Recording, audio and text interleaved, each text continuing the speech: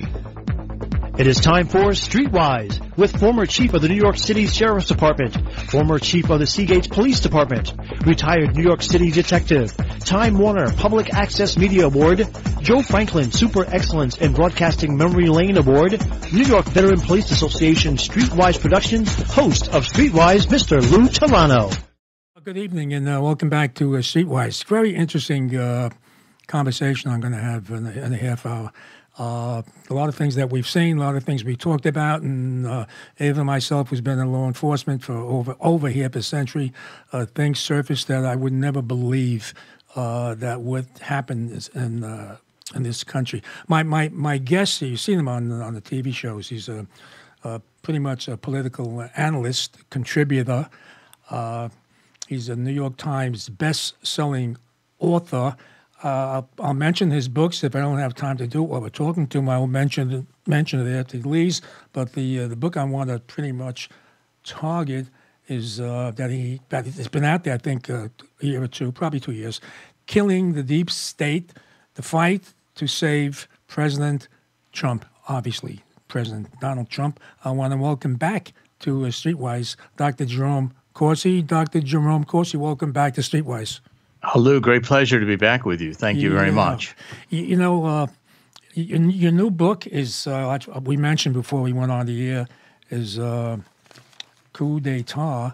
And I did ask you, is it like part two of killing the deep state? And you pretty much said yes. You know, for the audience, what is it's a popular book. Obviously, I know what it is, and I would agree most people know also. Killing the Deep State, that's pretty much an organization that's been around for a while, that their goal is just to destroy, let me say it this way, Donald Trump any way they can. Am I close? I think that's accurate. The Deep State I tended to see as a group of bureaucrats who they've stayed on since Obama, and they are very anti-Donald Trump. They really are these kind of New World Order socialists. It's remarkable that we have them in the bureaucracy. But when you see how much just take a look at these emails that have come out, text messages from Peter Strzok and Lisa Page in the Department of Justice. I mean, these two FBI, they hated Trump. They just hated Trump. And over years, Lou, I'm sure you have more experience than I have with your background in law enforcement, but the FBI was always regarded as, a premier law enforcement agency in the United States. And to have it become so politicized, I think James Comey is a disgrace. And this most recent report from Horowitz, which I think just completely excoriated James Comey, said he, should have been fired. It's like getting a dishonorable discharge. And so my new book, which is a coup d'etat, meaning, basically that's French for an overthrow of the government. Yeah. And the subtitle is Exposing the Deep State Traitors and the Plan to Reelect Donald Trump.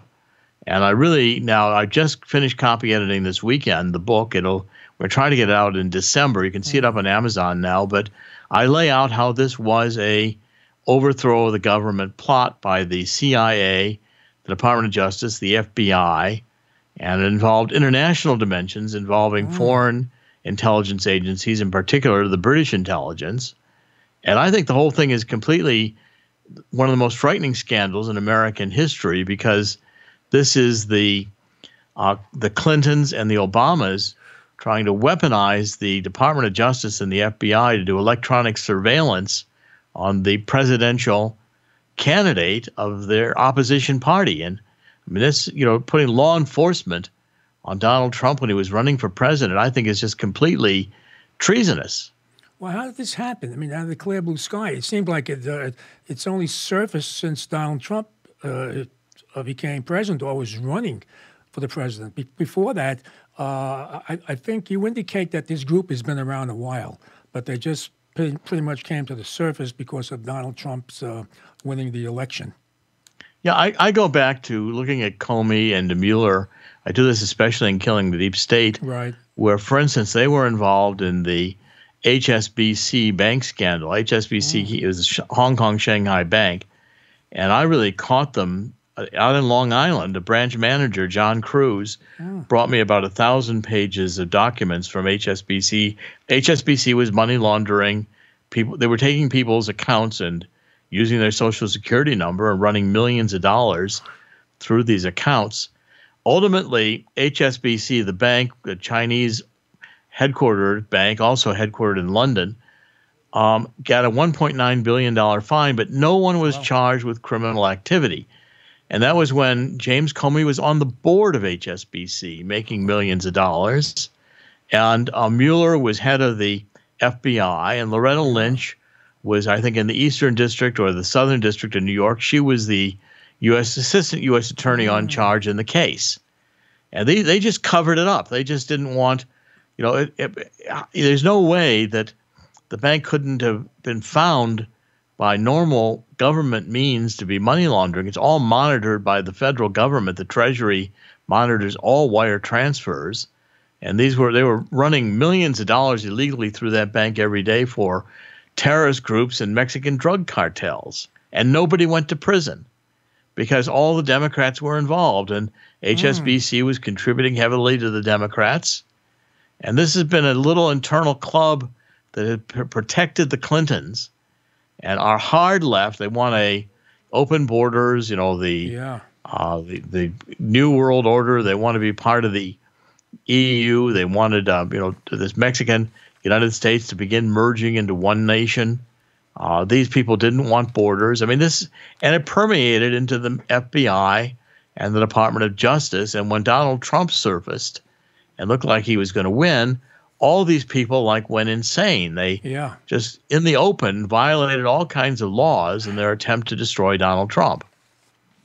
And they're still trying to destroy. But what would be their gain? In other words, what would they? They already have high positions. They're making, I would think, a good amount of money in what they're getting paid. What would be their benefit? In other words, they would lose what they have. They're concerned that they would take a loss with Donald Trump. Yeah, it's ideologically motivated. I mean, I did a lot of work and a lot of reporting, in fact, for law enforcement journals about how during the Obama years, the Saul Alinsky radicalization, starting in Ferguson, where they started to demonize police officers who were involved in shooting incidents with these black males. And I think, in every instance, they found that the officers had done nothing criminally wrong. Right. In fact, this recent incident in New York City where the police chief has just been ordered to fire the officer who was involved in that stranglehold incident. Again, the officer was not found. There was a federal investigation. There was a city investigation. The officer was exonerated. Then we come a couple years later, and de Blasio decides for politically motivated reasons. I mean, these Democratic politicians have also gone completely off the cliff for socialism, which to me is amazing. I also wrote a book, Lou. I did an e-book and an audio book called Dr. Corsi Investigates, and it's about how the Democratic Party has become a communist party, which is really the direction they're moving. Absolutely. Well, we call them four top ladies. They have to excuse me, folks are calling them ladies, nicknamed the Squad. Obviously, what their goal is, and it's pretty sad. They are they're going to the left. But this group, the group that we're talking about, they've been around for many, many years. They're well funded, like you say. And is George Soros have anything to do with his hand in this, with this group? Absolutely. George Soros has been funding for, I don't know, decades. Yeah. Groups that, that were the origin of Black Lives Matter, the origin of these ideas that, blacks are punished by the criminal justice system. I mean, even Biden, who under the Obama administration passed a law which extended the criminal penalties for a lot of the crimes that blacks are convicted of. Yeah. they're the ones who are blaming. They're trying to make the police look like a repressive organization of capitalism that discriminates against blacks. In my experience, I've been a New Yorker and lived in New Jersey now for over 30 years. I have high respect for the police department in New York. I think they're one of the best in the country. And, look, you've got especially under, starting with Giuliani, and I think Bloomberg continued it. Correct. The police in New York were supported. And now we've got these incidents with, thugs throwing water on the police and nobody does anything. I mean, this is disgraceful. It's mind-boggling. You were talking about the Errol Gardner case, Staten Island, where Daniel Pontalello, 5 years, like you mentioned, it took them 5 years to fire him only because, you had mentioned it, you touched on it, is that Bill de Blasio, who's running in the Democratic primary for the presidency, was questioned about that case. And when he came back home, we all knew right away in law enforcement, he got his commission, the police commissioner said, O'Neill, we have to do something. I'm not going to go to another debate and have to answer the same question. So we knew right away, off with his head. We knew that. But they went a step further.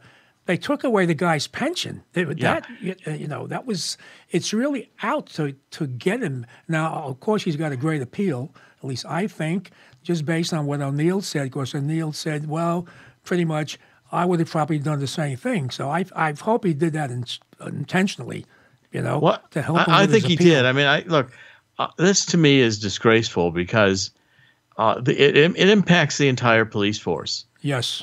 All these incidents make a police officer wonder if they're involved in an incident in the street, is it going to be the end of their career if they make the wrong move?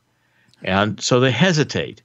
Well, the police have done a remarkable job, and our police forces in New York and New Jersey are very integrated. Yeah. They're very much representative of the communities. They are. There's a lot of training that goes on about, human aspects of their jobs. These police officers, I've spoken with many of them in New York, many times, and they're always the best people you could find, and ready to help in a moment.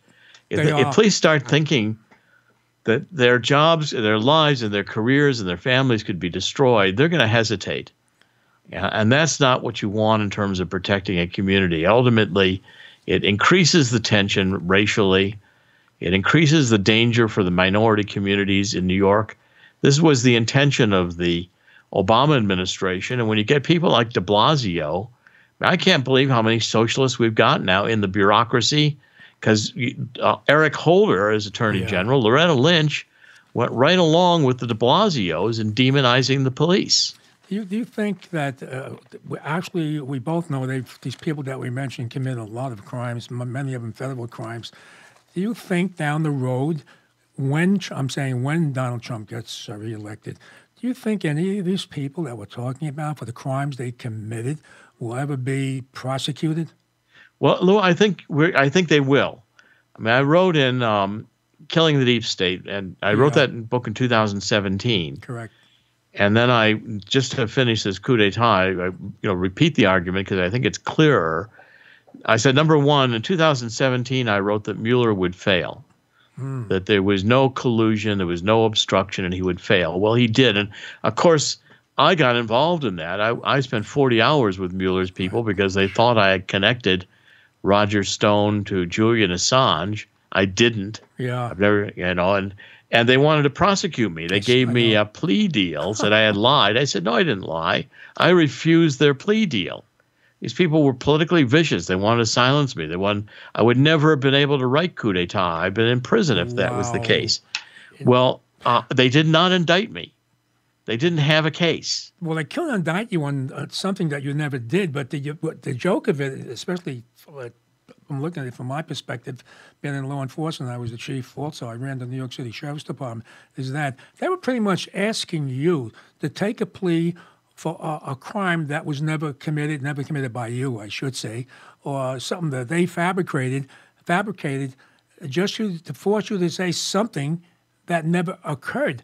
You must have been, I would think, a lot of stress at that time, Dr. Oh, Jerome Corsi. look, we've spent a year. This happened. The FBI knocked on our front door on February 28th, 2018. A year ago.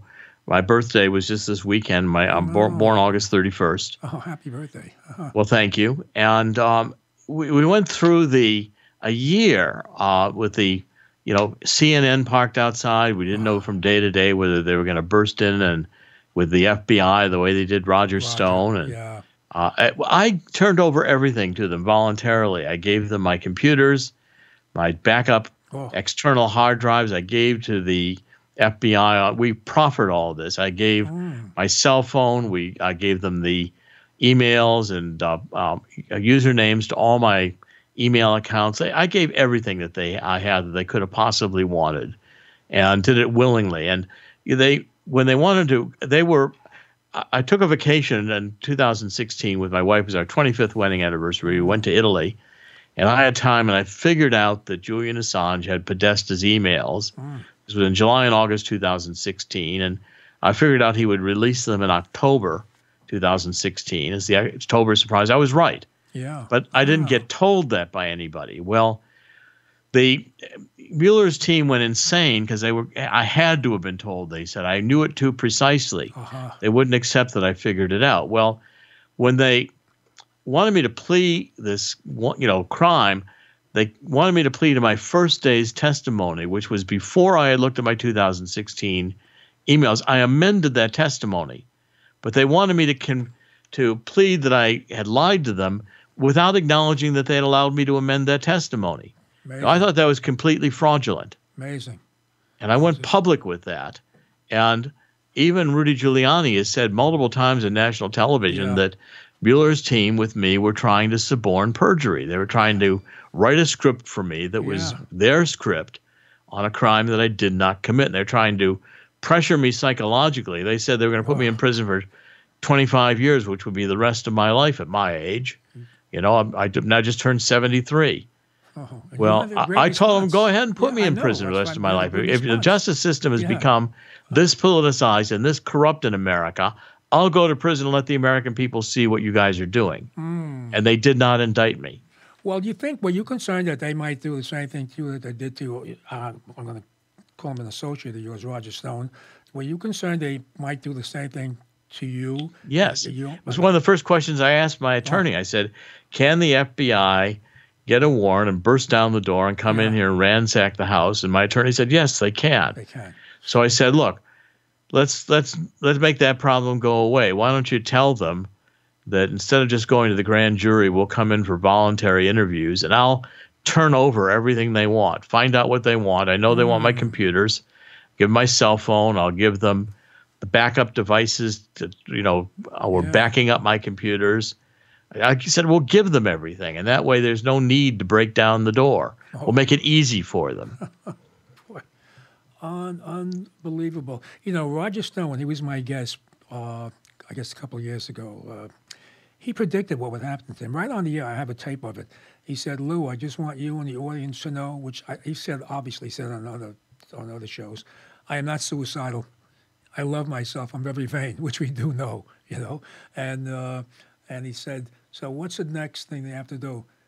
Either lock me up or kill me. So, sure as hell, they locked him up.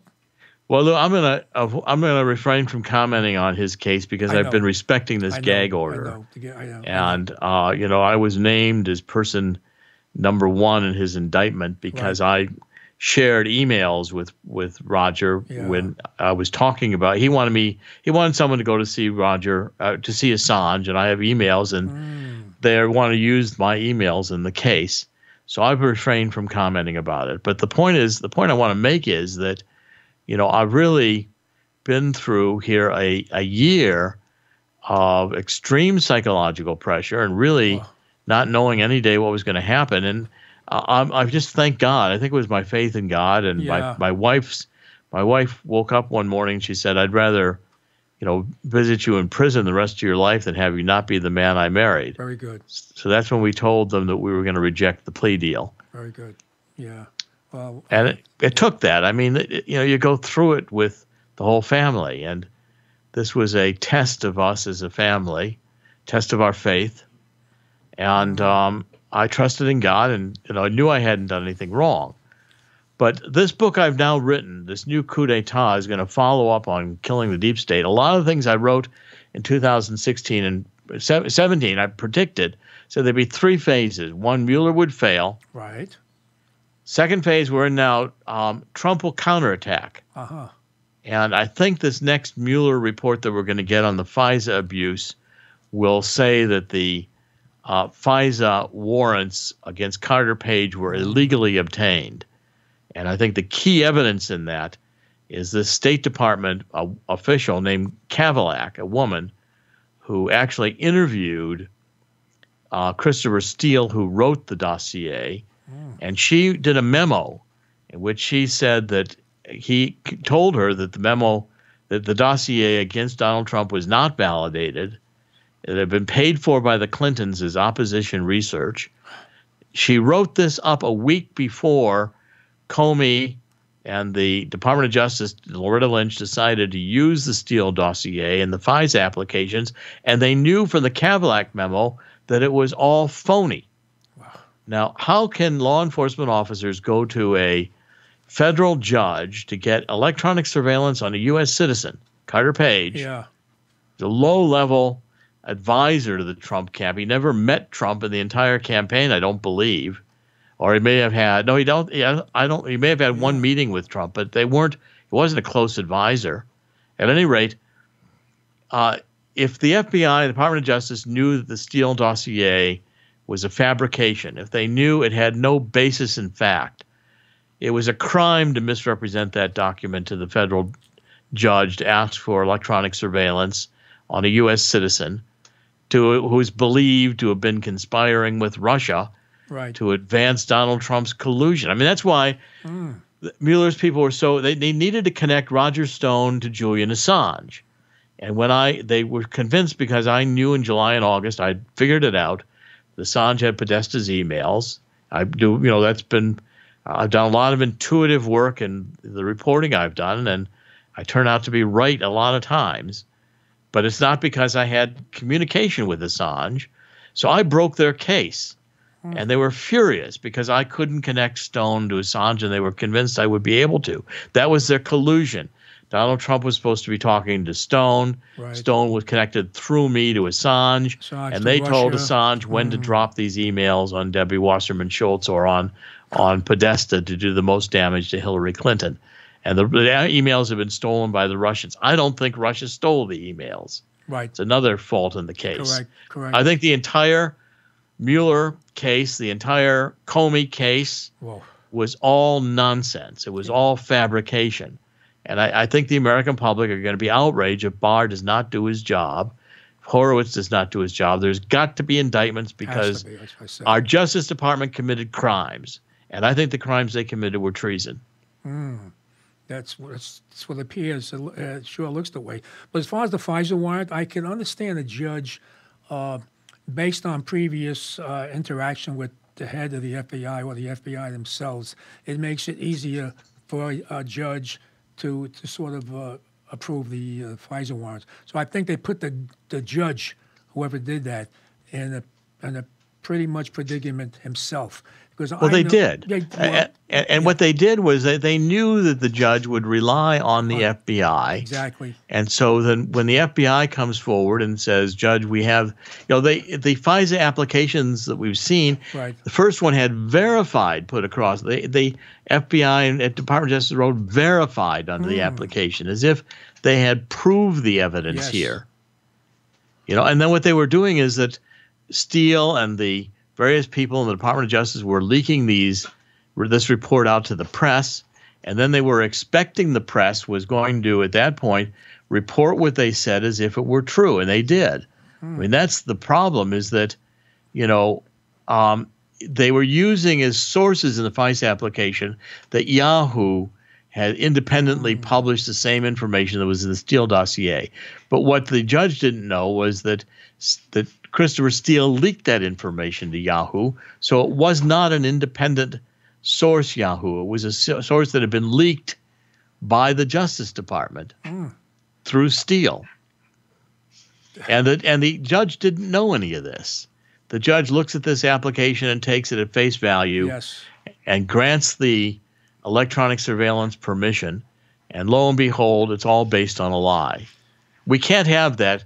If that doesn't get in crimes indicted, Whoa. the American people will not trust the justice system. If we don't clean out this bureaucracy, which is, embedded now with politically acting. We even had one of the board of directors from New York on the Federal Reserve say, we don't lower the interest rates because it'll help Trump be elected. That's right. That happened last week. That's ridiculous. Yeah. The Federal Reserve is by law not supposed to be a politically partisan organization or make decisions on the economy based on which president it's going to help. It's just amazing. It's mind-boggling. The sad part is it's so hard to believe from the average person. And fortunately, we have people like you and Roger Stone, of course, bringing this to the surface. Let me ask you this: how does this leave you now? Now that this fake, phony Mueller special committee is history, and they look like a bunch of asses. How does that leave you at this point? As far as where you are. Well, look, first of all, I'm relieved and thank God that I'm not going to be indicted. Yeah. Because that would cost us an enormous amount of money to defend the case, and it would be before a federal district judge with a jury in Washington, D.C. that would probably be very liberal. Yep. And, I'd be facing a very large prison term. But I don't have to deal with any of that. It's all done. Yes. It's done. So that whole cloud. Now, we have suffered economically. We're trying to recover on that, and we will. And I lost all my employment. I have no current income. I lost all my consulting contracts and everything else. Everybody abandoned me in that process. No surprise. And of course, no surprise. No surprise. I mean, but at any rate, after a year, we're beginning to reestablish. And with this new book, I think it's going to be a success. I'm praying it will.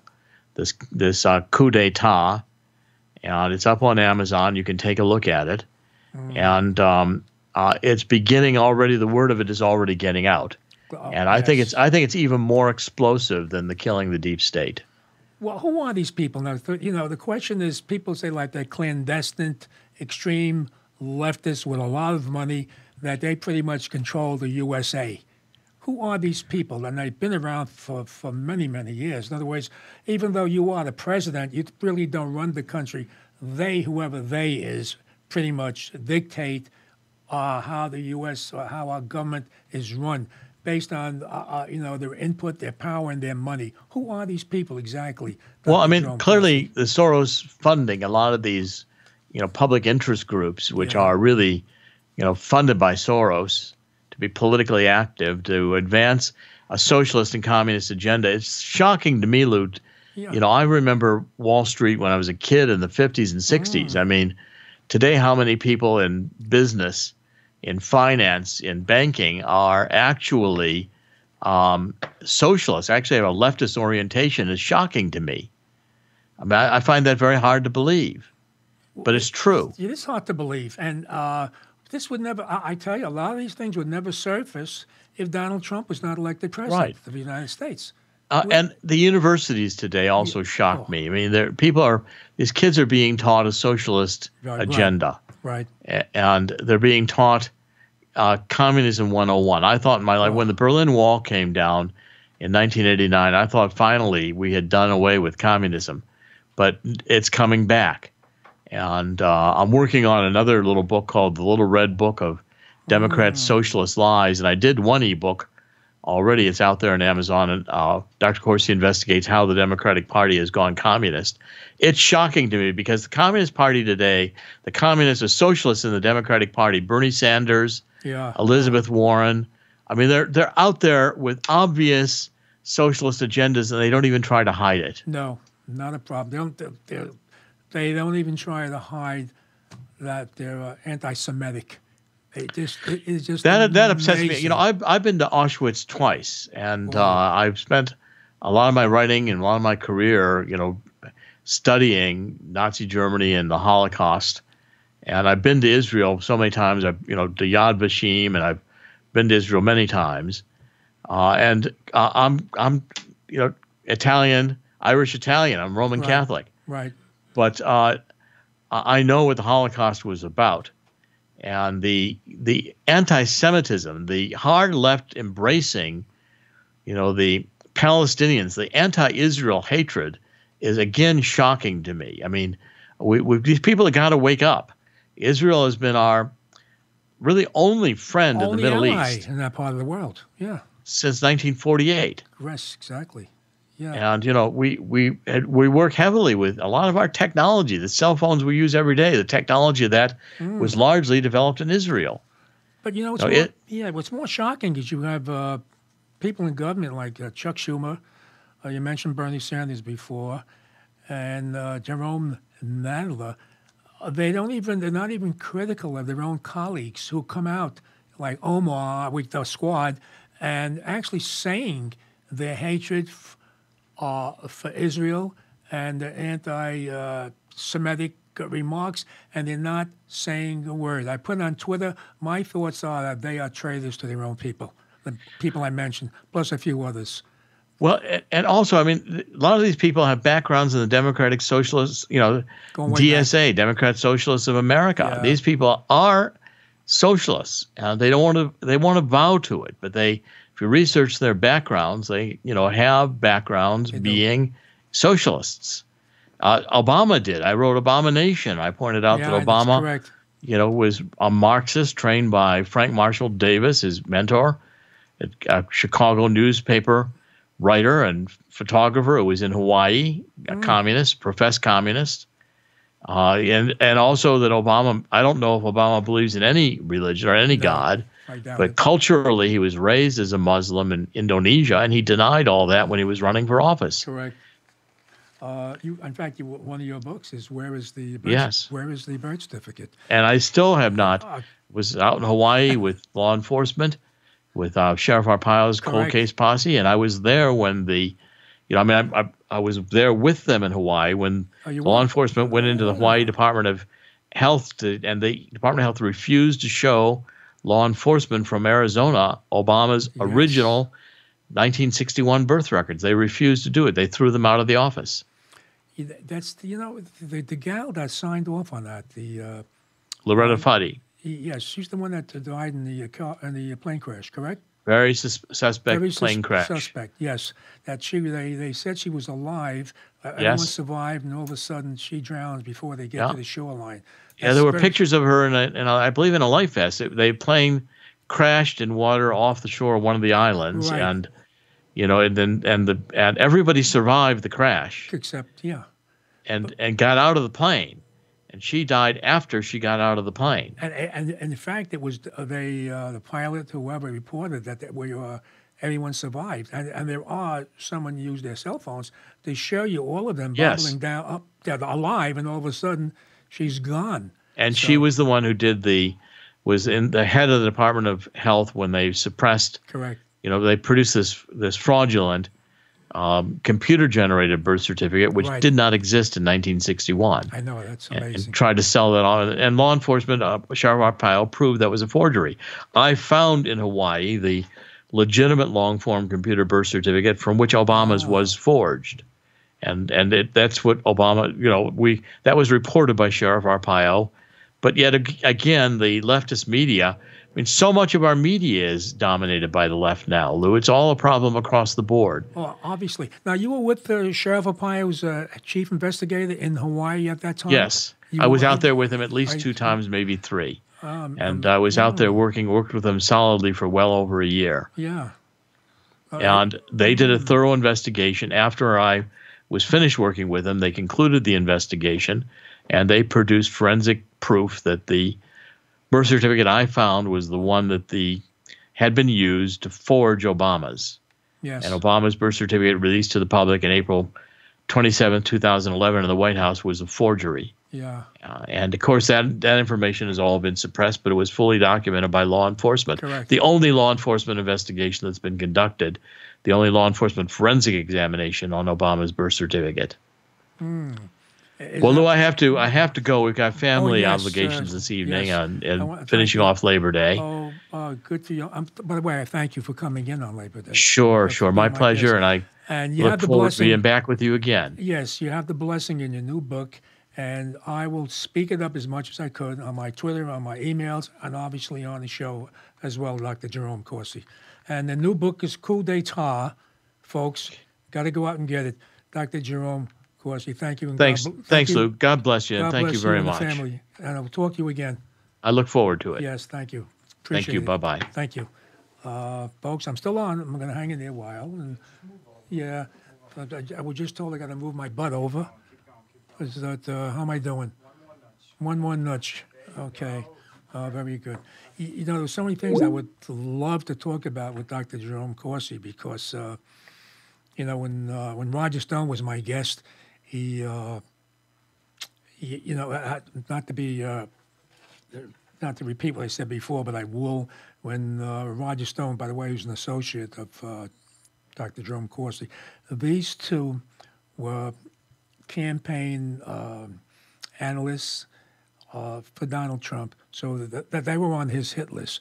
I don't know if you know, folks, I was on the hit list too, because my group, the New York Veteran Police Association, was the first law enforcement association to endorse Donald Trump. We did that in July 4th, 2015. That's when we officially announced that my group, which I'm the president of, by the way, which is the oldest law enforcement association in the country.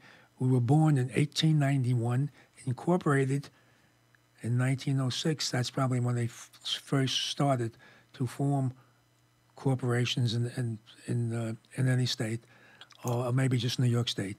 But anyway, so we came out and we endorsed them. And I have to tell you this, Hillary Clinton is quoted. If you Google what Hillary Clinton says about me, Lou Telano, on there, Google it, Hillary Clinton's, I guess her thoughts and her response to Lou Telano, president of the New York Veteran Police Association, for endorsing Donald Trump.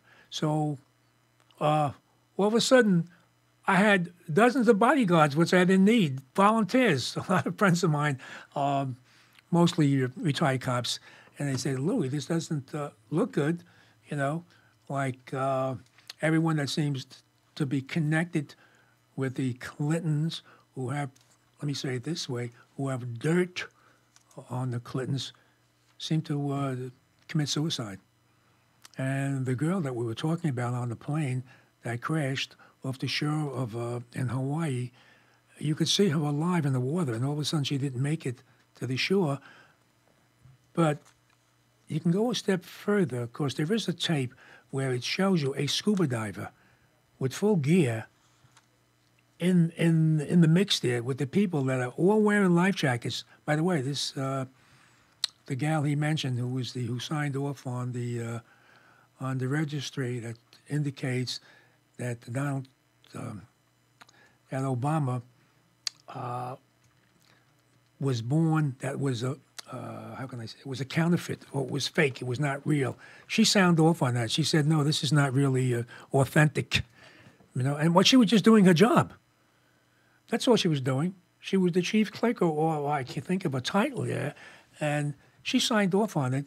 So I think they were afraid. I shouldn't say I think. I'm positive.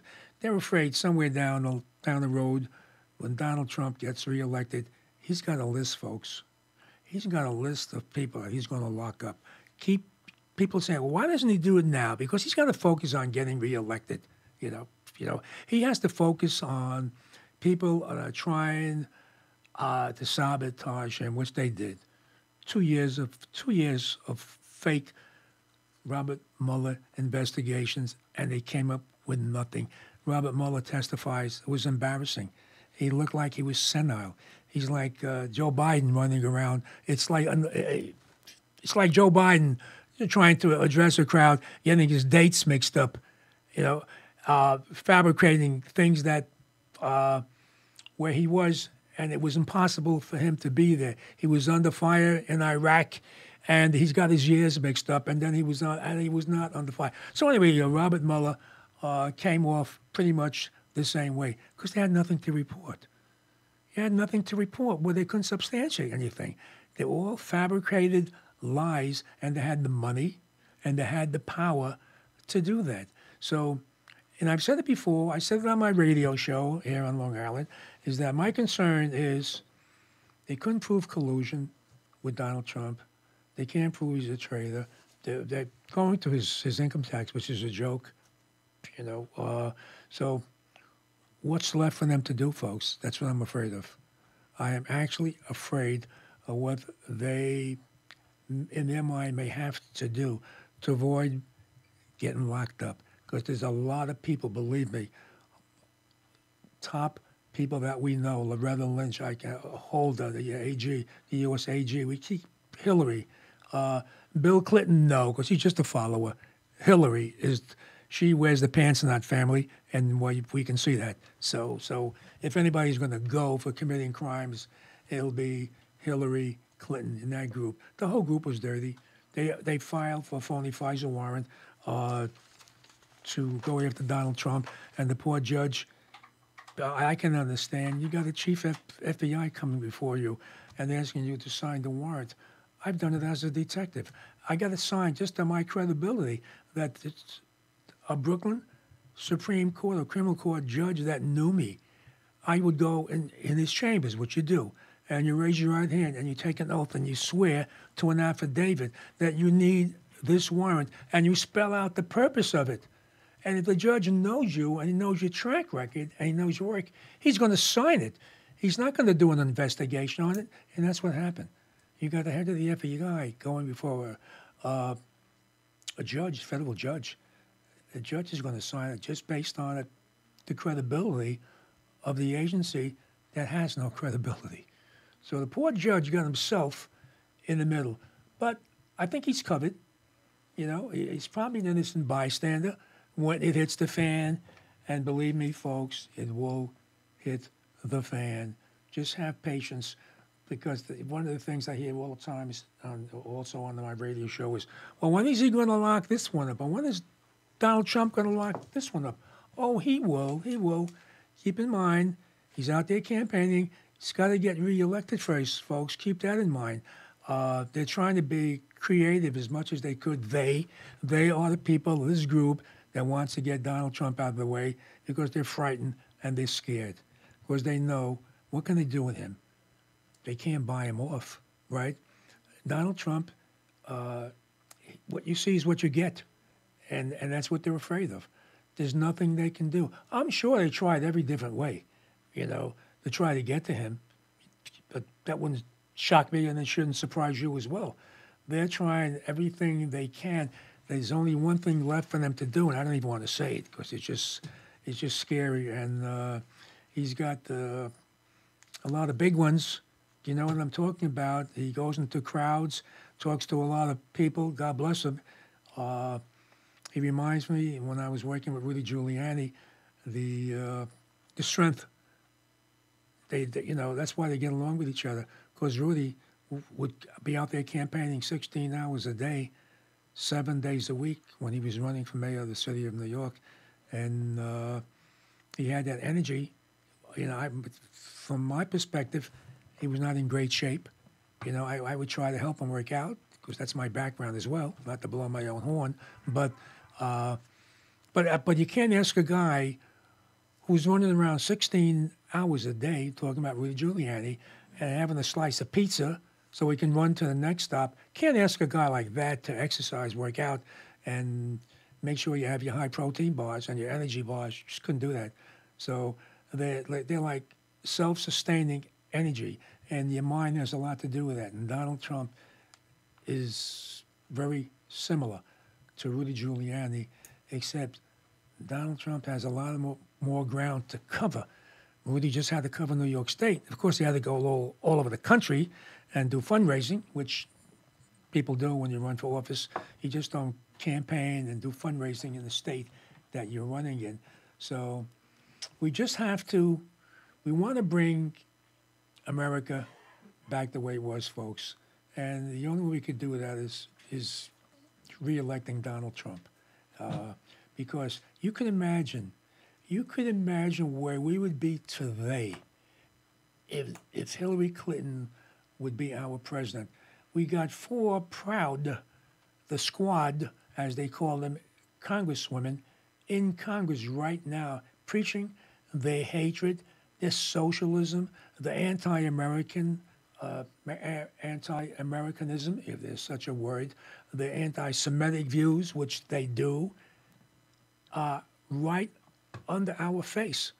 So imagine if Hillary was there, and you got fellow congressmen who are, by the way, Jewish, names I mentioned, and not accepting, and actually accepting these congresswomen, their remarks about being anti-Israel. You can imagine if Donald Trump had said something just very, not even near what they're saying. It'd be all over CNN, MSNBC, New York Times. They would crucify him. So it's just amazing. But to get Dr. Jerome Corsi as my guest for 35 minutes on Labor Day, on a holiday, I have to compliment myself. So I must be doing something right. I had Roger Stone on twice. Joe Arpaio, who Dr. Jerome Corsi mentioned to. I am the only talk show host that interviewed Sheriff Joe Arpaio from Arizona for 1 hour. He stayed with me on my radio show for 1 hour, folks, and talk about people who are not kids anymore, like me. He's in his late 80s. He's running for re-election in Arizona again. He lost the race because the person that was running against him had George Soros, the person that we touched on earlier with Dr. Jerome Corsi, who's a multi-millionaire. You know what gets me?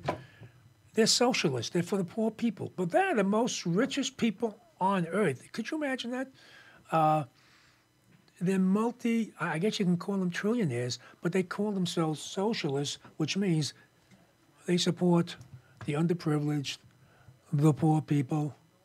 It is just mind-boggling. I'm like, if you know this Bernie Sanders, or Sanders, however you want to pronounce it, he's not targeting the first 1% richest people in America anymore. Have you noticed he hasn't done that? Because he's getting close to being one of them. He's a millionaire now. So how is he fighting for you and I, the average blue-collar working person, if he is one of the people that he was going after? So, yeah, they're trying to bring socialism into a country. It was here at a lower level, but now they're pretty strong on it. And who knows? And you know what's sad?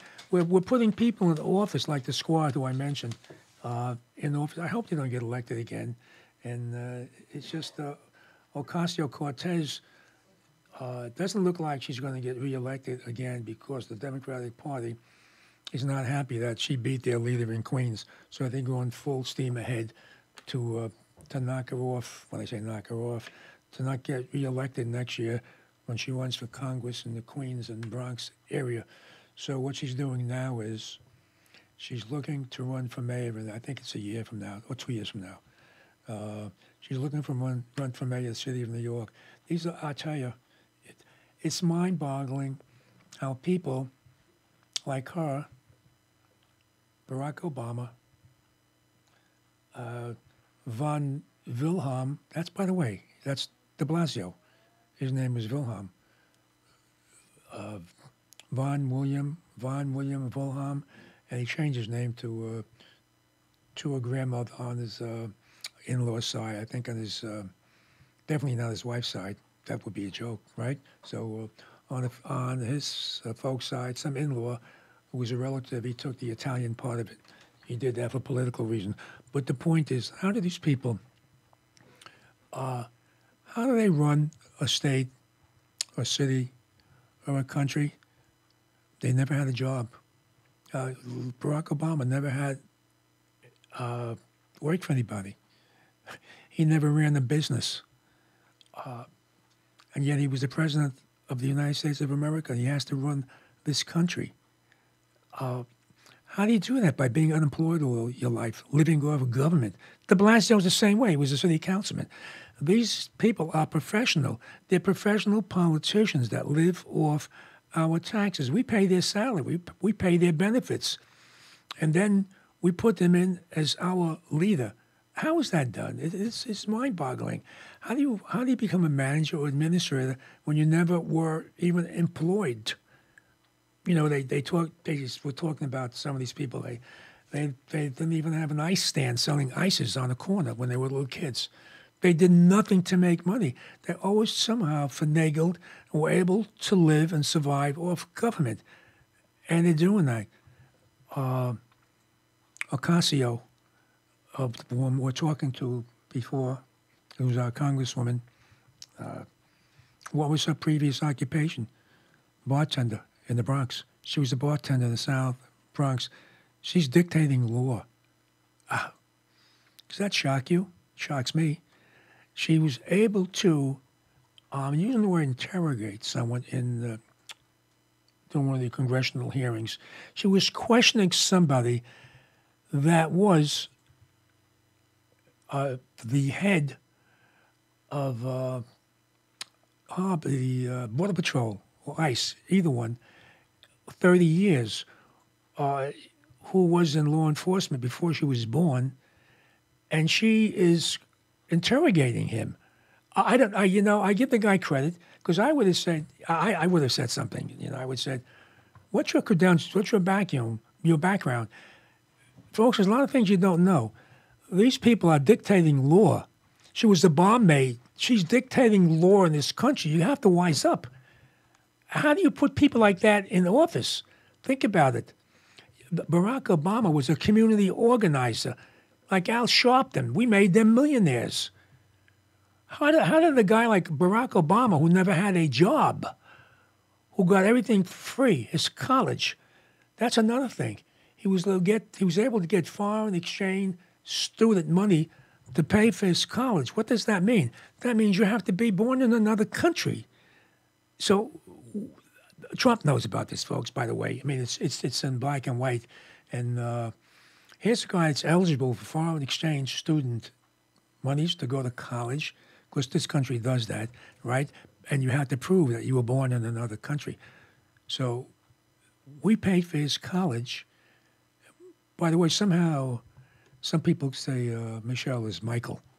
You know, so see them, Michelle Obama. Robinson, that was her maiden name, or his maiden name.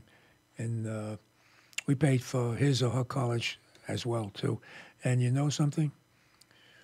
When Barack Obama became president of the United States of America, him and his wife paid off their student loan. Now, could you imagine that? It's not embarrassing? Is that embarrassing? And if he were not elected president, he probably wouldn't pay off, or his wife, the first lady. Some people say she's the first man. You know, speaking of birth certificates, hers is questionable also, by the way. Nobody's ever seen her in a bathing suit. That's another story. The kids that they have were proven to be on loan from foster parents. That's all out there. If you want to Google, it's right there. Or go on Freedom of Information like I do, and I get all these facts from them. You know, but I'm just going to drift a little bit because I mentioned Michelle or Michael Obama. Michael Robinson was a college class. Well, they was living together in college with a Michael Robinson, and he disappears. They still can't find him, folks, by the way. And then all of a sudden, there's a Michelle Robinson. Same birth, same date of birth, same middle initial, and now she surfaces or he surfaces. I know some people might say, you're crazy, you know, but that's you know, I'm not a conspiracy theorist, but I do believe Michelle is Michael, you know, so that's another thing you guys should look into. Anyway, I'm going to be back next week here at Strong Island TV. at the Paradise Studios. It's nice to be. I'm getting very comfortable there. So I might hang in there for a while if Bobby lets me, you know. So, but it is a good station, and they're nice people here. And I enjoy doing the shows from here. So I'll be back here next Monday, folks. God willing, as they say. Have a happy Labor Day, what's ever left of it. Enjoy. And this is Lou Telano, and I'll catch you later.